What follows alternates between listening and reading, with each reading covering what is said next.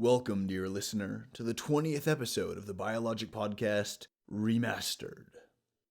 This is going to be a particularly exciting episode because it's all about natural selection. In the previous episode, I introduced the theory of evolution and discussed natural selection and some of its variables: fitness, adaptations, and heritability. First and foremost, natural selection does exactly as the name implies. The rigors of the environment put pressure on organisms to survive and reproduce. Those with the high fitness, those who are most well adapted to their environment, will be able to reproduce the most successfully and pass on their genes, while those with a low fitness, who struggle in the environment, will generally fail to reproduce, and their genes will be slowly weeded out from the gene pool. Nature does not act like a god or a machine when choosing which organisms to kill and which species to doom. Nature is what it is. Look outside your window. You probably see trees dotting a landscape of dirt and grass. If you're listening to this in the winter, you probably see snow covering everything. The bare branches of trees scrape at a pale gray sky. The wind is cold.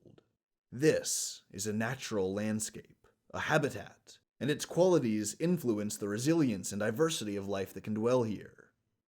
The plants and animals that live in your local habitat have been sculpted by eons of natural selection to fit comfortably into it. You are an organism, an animal, and you are swimming in a gene pool called the human species. We've been around in our modern morphology for more than 200,000 years, maybe closer to 300,000, and we've been diverging from our bonobo and chimpanzee cousins for more than 5 million years. And 66 million years ago, our mammalian ancestors achieved dominance over the planet, by proxy of most dinosaurs being wiped out by the KT extinction event. That was natural selection in action. The meteor induced a tremendous change in the environment. The immediate impact would have superheated the atmosphere, made it something akin to an oven, and anything that couldn't burrow into the dirt or hide in the water was killed. Then it threw up a cloud of ash and dust, which would have blocked out the sun, and planetary temperatures would have subsequently plunged until the ash cloud dispersed and came back to Earth. During this rapid period of temperature fluctuation, many plant species would have died from the lack of light and the lack of hospitable conditions. And then the herbivorous dinosaurs who depended on the plants died out, and so too did the carnivores who depended on them for food. Those that didn't starve to death would freeze, unable to handle the darkness and the cold. But the mammals, with their smaller, fur-covered bodies, their burrowing behaviors, and their milk-fed offspring, were able to endure the cold and the dark until the ash cleared and the sun once again warmed the surface of the earth. The mammals would then spread out across an emptied world and rapidly evolve to fit into the emergent habitats that now existed in a world without dinosaurs for the first time in hundreds of millions of years. This is a big picture perspective of how natural selection works. The environment makes staying alive hard, and reproducing even harder. Those that can endure the harsh environment the best, or who can endure the changing environment the best, are more likely to survive and reproduce than those who can't handle the environment. As a result, their genes will get perpetuated through time in the form of descendants and offspring. While those individuals who can't endure the rigors of the environment, those who fail to thrive and who fail to reproduce, they'll die out, and whatever genetic contribution they could give to the gene pool will get snuffed out with them. In the previous episode, I discussed the finches that Darwin observed on the Galapagos Islands.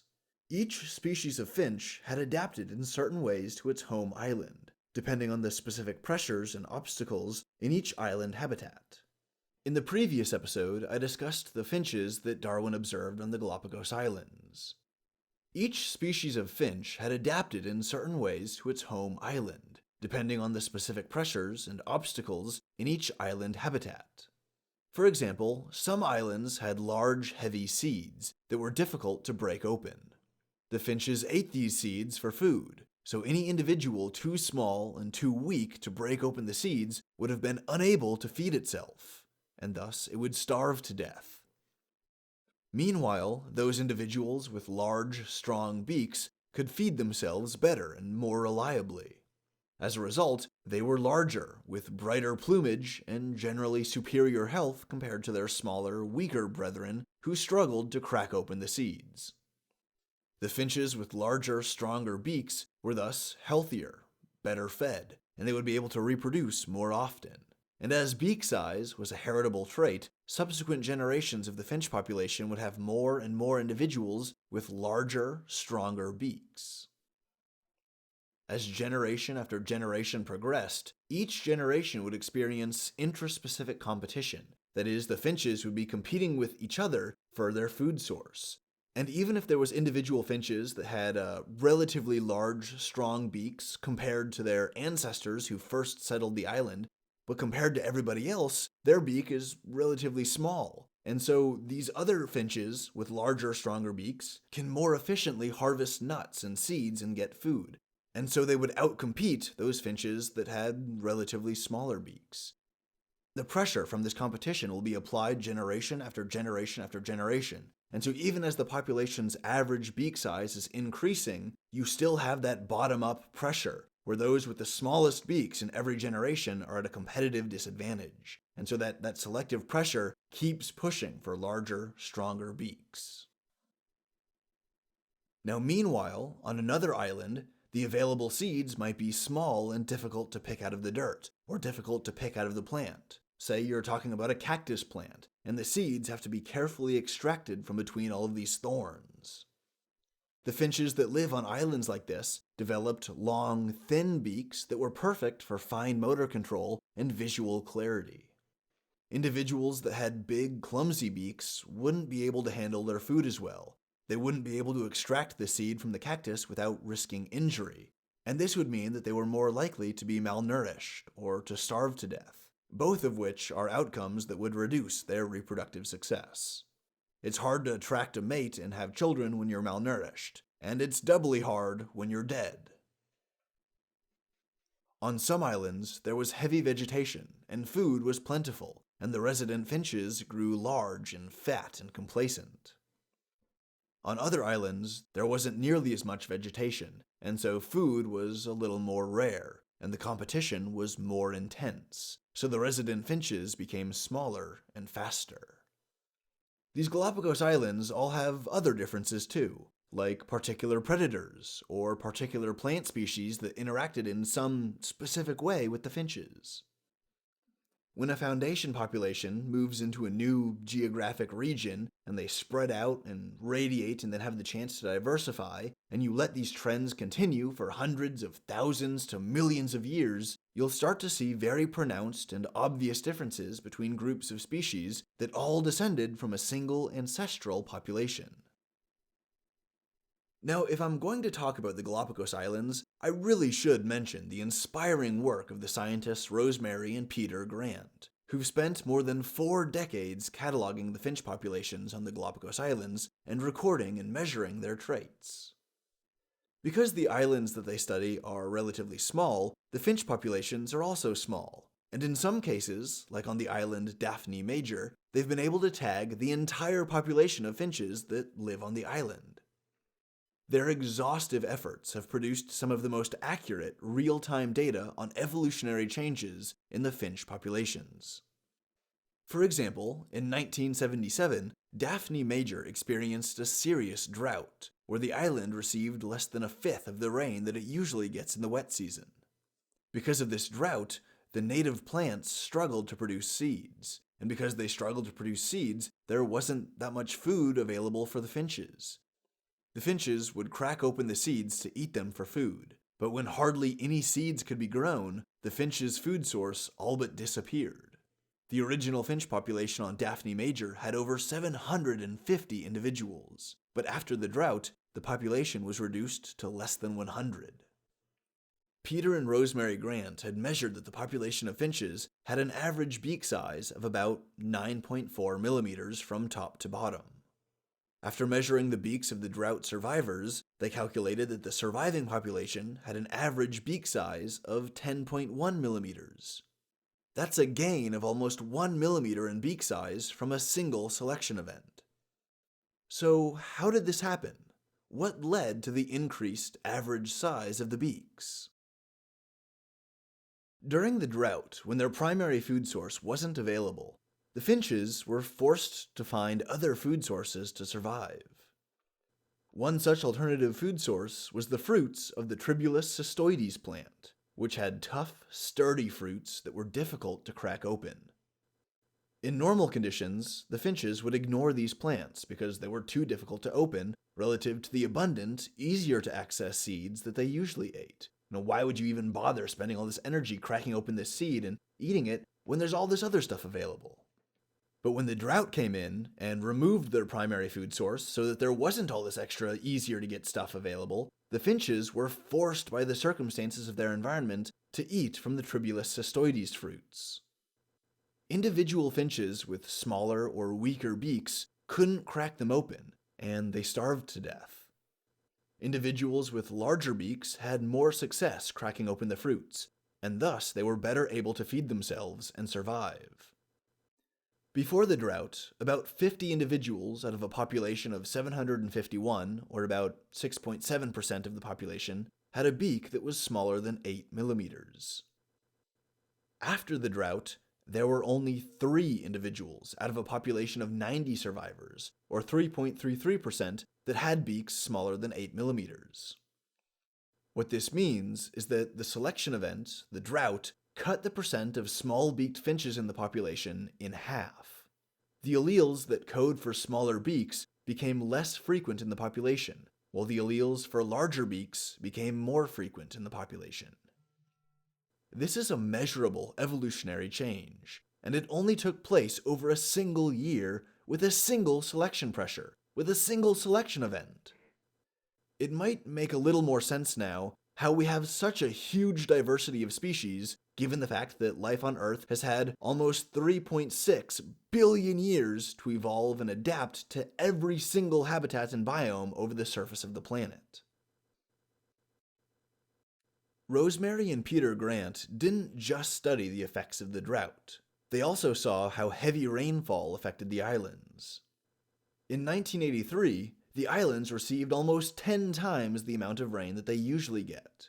This burst of hydration enabled plant life to thrive. And in total contrast to the drought of 1977, this heavy rainfall of 1983 enabled plants to produce a tremendous amount of seeds. Instead of having their main food source largely disappear, the finches enjoyed an overabundance of food. These environmental conditions were more conducive to the reproduction of smaller finches with smaller, pointier beaks, and as a result, their associated alleles increased in frequency in the populations.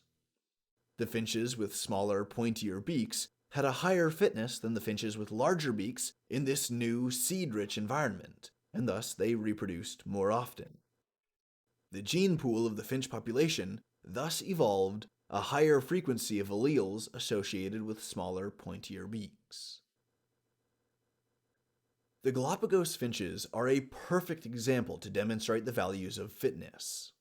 In evolutionary terms, fitness is the capacity for the organism to thrive in its environment such that it can reproduce and pass on its genes to the next generation. Those individuals who are poorly suited to their environment, like the small-beaked finches on an island with big, heavy seeds, well, those individuals just can't sustain themselves as well against the rigors and the challenges of the environment. They don't survive as long, and they usually fail to reproduce. Understand that this natural selection pressure doesn't just apply to animals and their food source, it applies to virtually everything that affects mortality and reproductive rate. For example, many species of plant and fungus have adapted to use the wind as a mechanism for reproduction, wherein the plant or the fungus releases a cloud of tiny little spores, and these spores get carried on the wind to get physically deposited on other plants or fungi, which can then get fertilized. There's a selection pressure inherent in this mechanism. If your spores are too heavy, They won't catch the wind or travel very far. You won't be able to reproduce that easily.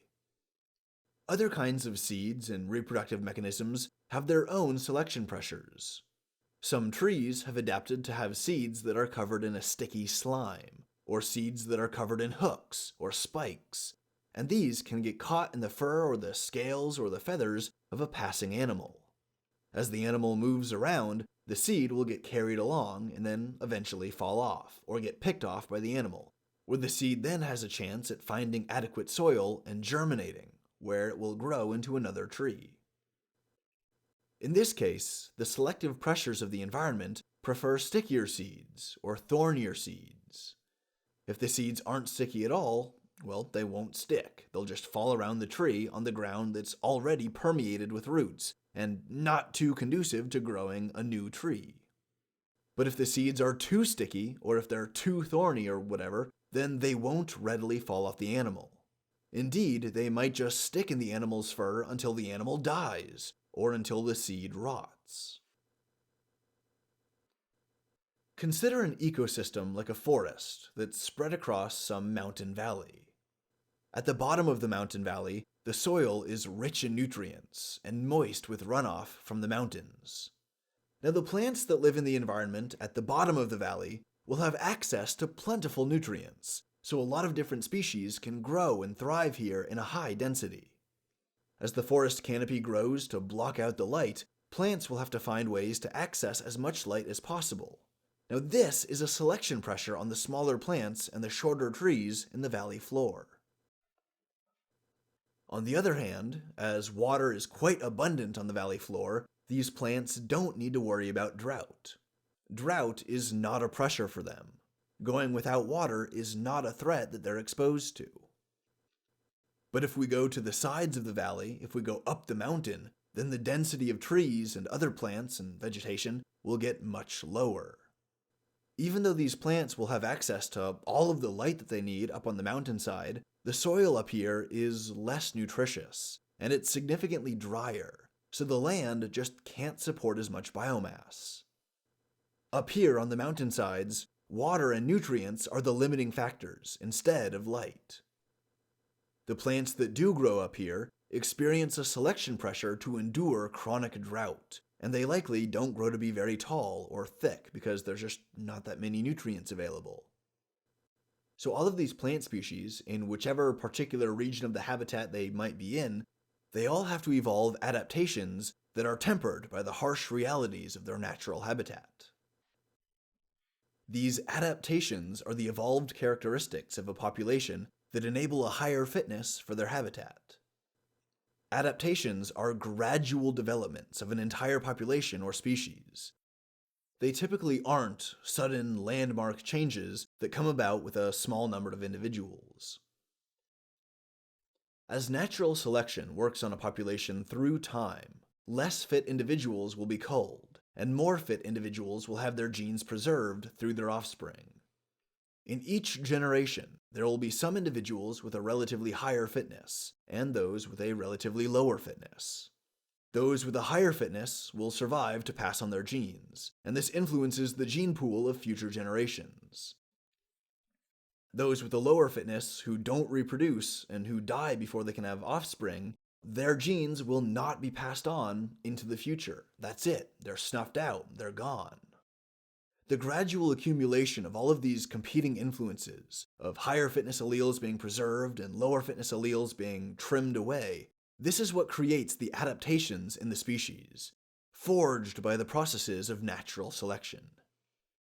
Because every generation has its individuals with relatively high fitness and those with low fitness, this process of natural selection is perpetually affecting the population.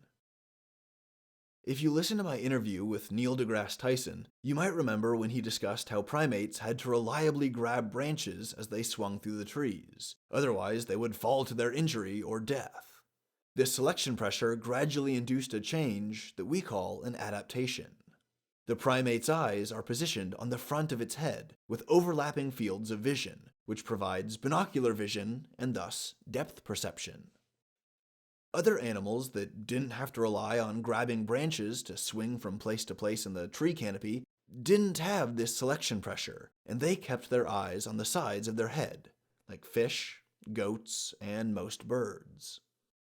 But predatory birds like owls and falcons have evolved to have eyes that are more forward angled because they also need depth perception. When owls and falcons and eagles and other raptors make their diving attacks on prey animals, or when they attack one another in mid-air, their lives depend on their ability to perceive three-dimensional space. Binocular vision gives them this depth perception that maximizes their ability to catch prey or to fight off an attacker. Notice that binocular vision and eyes on the front of the head are common traits in almost all predator species, as predators require depth perception to adequately track, intercept, and catch their prey. Felines like lions, jaguars, and your pet cat, and caniforms like wolves, bears, and your pet dog all have this binary vision and depth perception characteristic of predators. Notice that herbivorous prey animals like gazelles and moose and caribou all have eyes on the sides of their head. They don't have depth perception, but then again, they don't necessarily need it. They don't have to worry about swinging from vine to vine or tracking down and tackling their food. Herbivores eat plants, and plants aren't going to run away anytime soon. While these herbivorous prey animals don't have to hunt down their food, they do have to keep an eye out for predators. For them, natural selection has sculpted an adaptation maximizing their field of view. With eyes on the sides of their head, the animals have a huge field of vision, and it becomes very difficult to sneak up on them. This adaptation helps them detect and avoid predators. Those individuals with the best field of view have the best chance at detecting a predator before it can sneak up and pounce on them.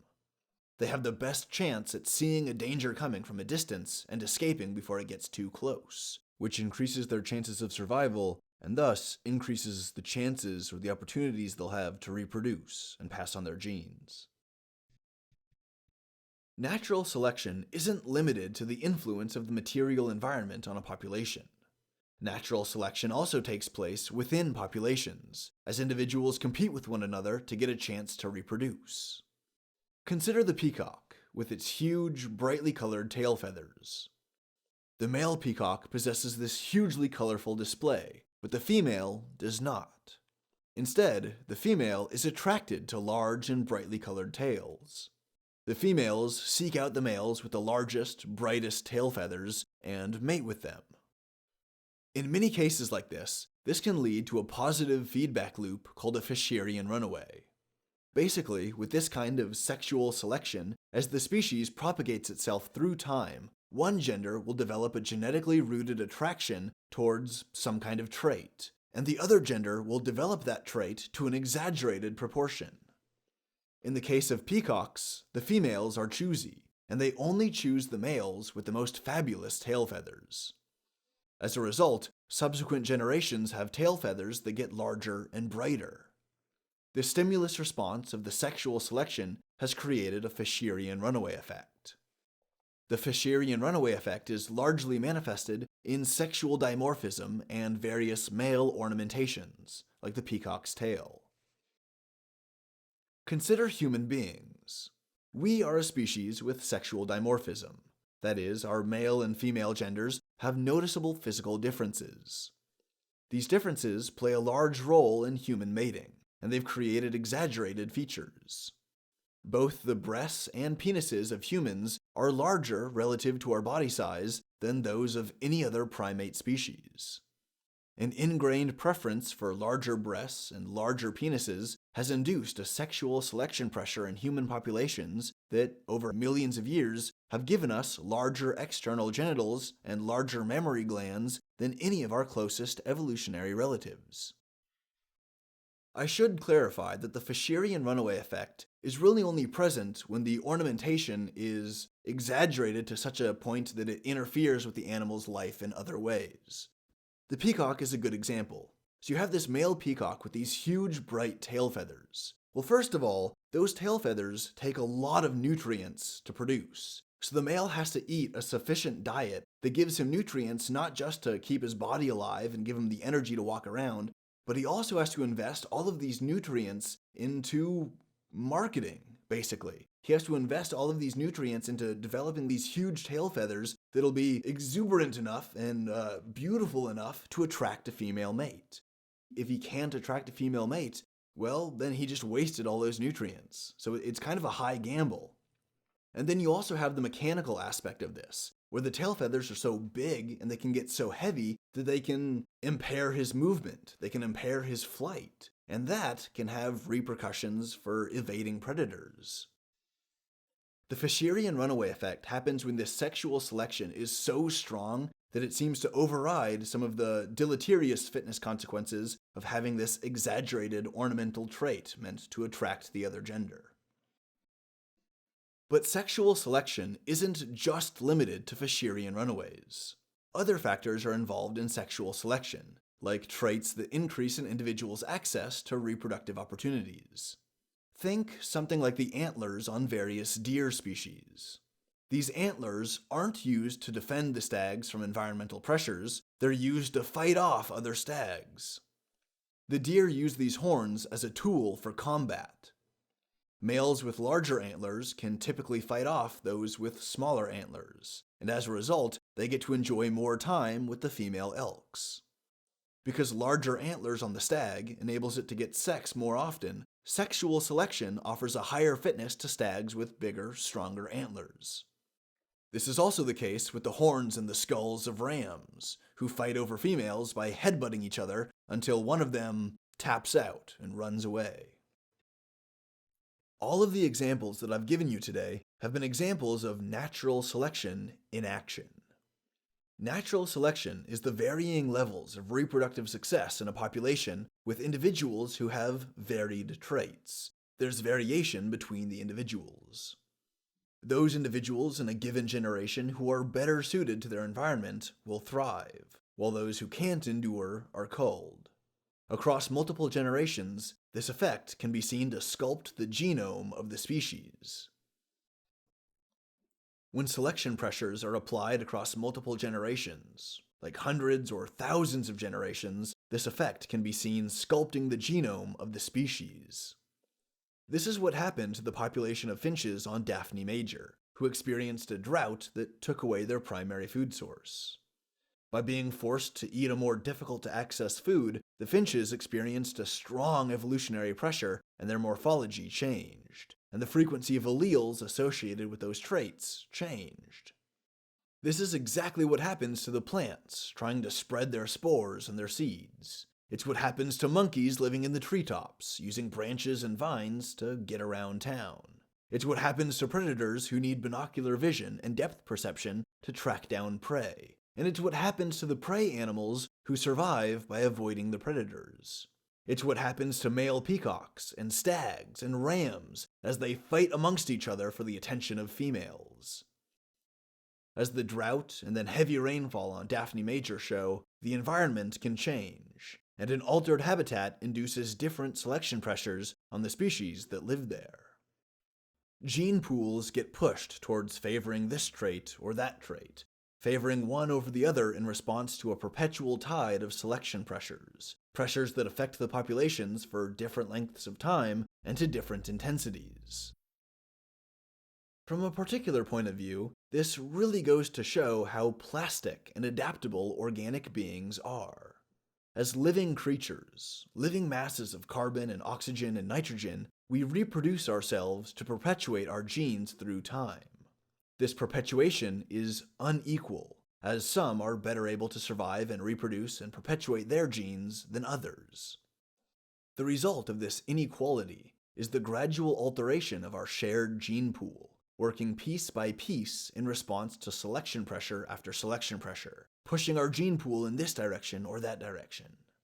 Traits can get modified, and these get modified again and again across later generations, and their emergent traits can get modified again in a never-ending dance of selection pressure, selection, and adaptation. Natural selection influences the gene pools of every species as time goes on, And all of these different selection pressures coming at the population from all these different angles and affecting individuals in all these different ways, well, they accumulate in the gene pool. Species can diverge, forming entirely new lineages of plants and animals. And these diverge, creating more cousin species. And these lineages diverge again, and again, and again over hundreds of thousands and millions of years, to the point where the most recent divergence, when you compare that species to one of the oldest divergences, they look nothing alike, and yet they are deeply, deeply related. Natural selection is the carving process behind evolution. It culls the weak and favors the most fit, and works as the primary influence for how allele frequencies change in populations through time. It's critically important to understand that evolution is not a guided process. Evolution is not a deliberate process. Individuals with otherwise high fitness can fail to reproduce, and individuals with otherwise low fitness can manage to reproduce offspring from time to time. But statistically, when you look at the population evolving as a whole, these turn into anomalies against the roaring backdrop of natural selection, as it preserves alleles associated with high fitness and culls those alleles associated with low fitness. In this way, natural selection and evolution does not cause changes in the individual organisms. The individuals are born with their alleles, and they will die with those alleles. Natural selection and evolution does cause changes in populations, as culling the weak individuals and preserving the fit individuals will change the proportion of the associated alleles in the population's gene pool. Natural selection basically looks at every generation of individuals within a population and sorts who lives and who dies based on the fitness of their phenotype. Those who die cannot reproduce, and their alleles are scrubbed from the gene pool. Those who persevere against the odds to reproduce will thus flood the next generation with their high fitness alleles, while the low fitness alleles get passed on with lower and lower frequency. It's also important to understand that natural selection isn't responsible for creating new traits. Natural selection can only take pre-existing traits and develop them, or exaggerate them, or repurpose them. It takes mutations to create new traits, but I'll discuss mutations more in the next episode. The next episode will cover the various mechanisms and phenomena that propagate evolution. And technically, natural selection is one of those mechanisms, but its influence is so strong, and it's so fundamentally important that I figured it needed an episode all to itself. Natural selection and evolution in general they're such fascinating topics. They're endlessly fascinating. Evolution is a fundamental pillar of modern biology, and natural selection is such a visceral, complex, and fascinating part of evolution. Now that you understand natural selection a little bit more, maybe you'll start noticing examples of natural selection in your daily life, like birds making songs in the search for a mate, or the camouflage of a particular bug, or the shape of a tree's leaf depending on its climate, or the response of wild animals to life in the new urban environments created by human beings. Natural selection can be seen in action all around us, all the time. So the next time you're outside, take a minute to enjoy the world of living things around you. Appreciate how everything you see, from the trees to the birds to the bees, has all been sculpted by the perpetual hand of natural selection over untold millions and millions of years. How is that not the coolest thing ever? It's the most fascinating and badass part of biology that I've ever studied, and I hope I was able to give a little bit of that fascination and enthusiasm to you. And as always, thanks for listening.